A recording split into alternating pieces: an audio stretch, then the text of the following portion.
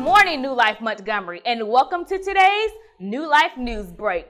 What an honor it is to be in service on today as we celebrate our King, for we know that our Redeemer lives.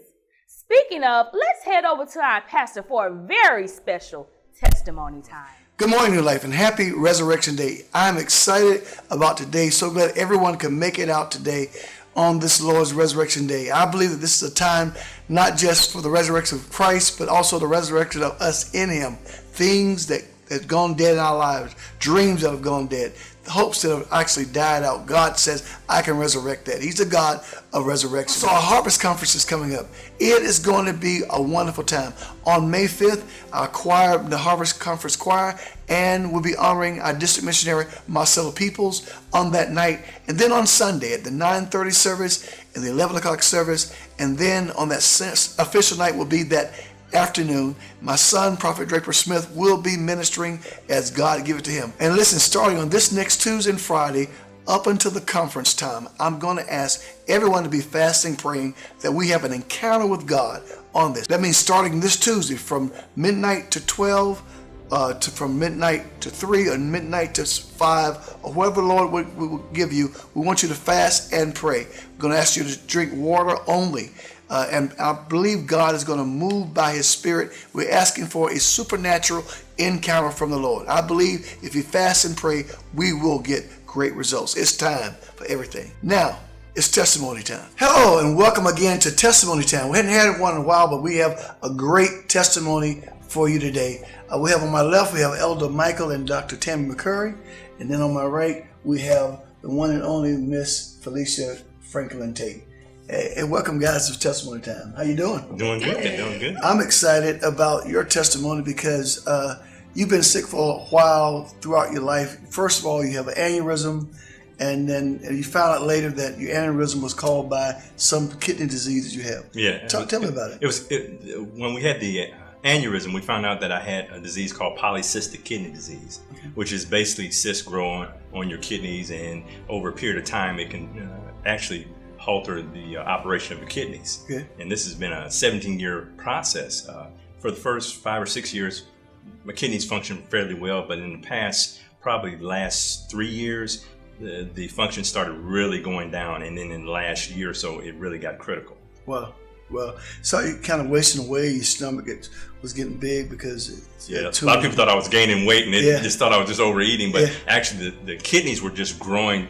They were actually swelling to a large amount, and it was actually moving all my organs and my lungs and everything up out of position. And it was getting difficult. I was actually really tired and ended up having to go on dialysis because it just got so bad after a while. Now we go from the dialysis part, then we say, what about getting on a kidney transplant list?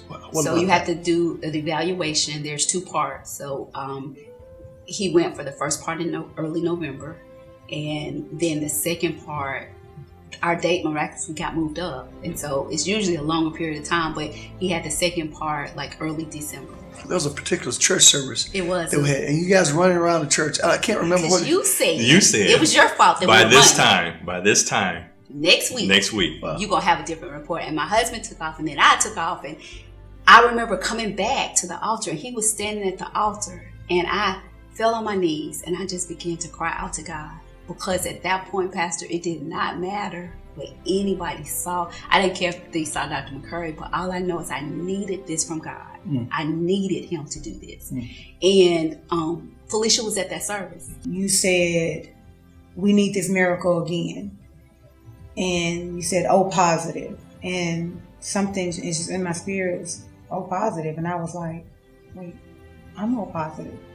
And it my spirit was just shaking. I couldn't shake it. And I was like, are you telling me to do this? I was literally sitting in church like, am I tripping? Are you telling me to do this? And I just couldn't shake it. After service, it's just like, go to her. So I was literally almost running after her.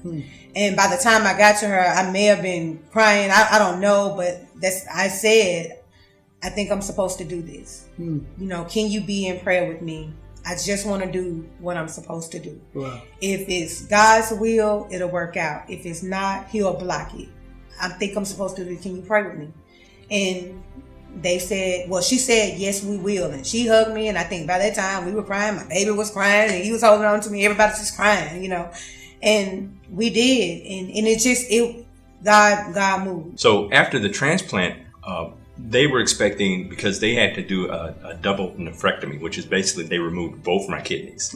And the things about that is that when they do that, they had to take the catheter out. So if it did not work, they were going to have to do immediate surgery and put me on hemodialysis, and it was going to be, pretty dangerous. But after the surgery, they were expecting me to be in the hospital for at least 7 to 10 days because of the extent of the surgery. Then after that, the recovery was going to be anywhere from 4 to 6 weeks. So I'd be probably in Birmingham for 2 to 2.5 months. The day after the surgery, I was up walking. Well, it was a kingdom miracle. And the Lockleys were so integral because for they us. had beforehand. They were the forerunners. They prepared us for everything that was going to happen. Wow. They literally walked us through. It worked out so perfectly because, I didn't know why God was doing things in the timing he was, but it was because he allowed them to go through the process first so that we would understand. Well, thank you guys for sharing this. Thank you. Somebody's definitely going to get blessed by it. Thank you for sharing. And the last final word I have to say to those that are watching, there's some things that we've probably been crying about for a long time. And I hear the Lord saying, while you guys were talking, it says, refrain thyself from weeping, for there's hope in thine end. You have a good outcome. God bless you. Back to you, Melanie. Thank you so much. And what better day than on today to share that awesome testimony. Coming up, don't forget, on April 23rd at 4 o'clock p.m., the installation service for Pastor Sandra Harris will be held at the Embassy Suites right here in Montgomery, Alabama. As always, please remember to keep all of those on the prayer list in your prayers. Special prayers go out to Deacon Mike and Edwina Ralph's brother, who was funeralized on yesterday, Rosita Brown, whose brother was funeralized on Thursday, and also Frank and Floretta Brown's brother, who was funeralized on yesterday. New Life, let's keep all of them in our prayers. And our thought for the week, rely on the Lord, for only he can turn what's dead into life. And now, back to our service.